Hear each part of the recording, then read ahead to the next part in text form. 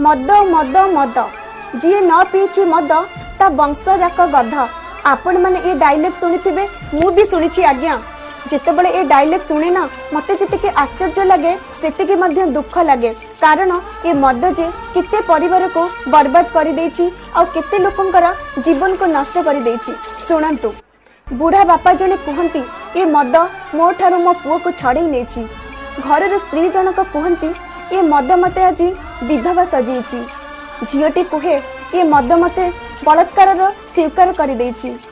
घर कुनी पिलाटी कहे ये मद मते बाप छेउंड कर देछि, मूल्य सजी देछि। निजे मद पिउथिबा लोकटी कहे ये मद मो परिवार को बर्बाद कर देछि। आउ बर्बाद हेइथिबा परिवारटी कहे ना ये मद हमको गरीब सजेछि। देखुचंती मद पीबारु केउ करुणा कहानीटी हेउछि। सेथिपाई दया करी समस्त मो भाई मान